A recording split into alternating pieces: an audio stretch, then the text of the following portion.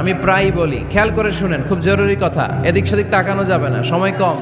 আমার দিকে তাকান, আমার দিকে তাকান।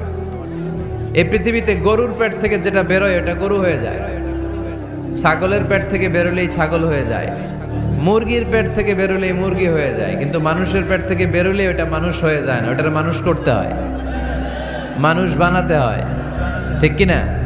খালি চোখে আপনি যা দেখেন সব কিন্তু মানুষ না, এগুলো জনসংখ্যা। এগুলো কি? বাড়ছে জনসংখ্যা, কমছে মানুষ। এই জন্য আমরা আমাদের ছেলে মেয়েদেরকে মানুষের মতো মানুষ বানাতে চাই, ইনশাল্লাহ। পড়েন।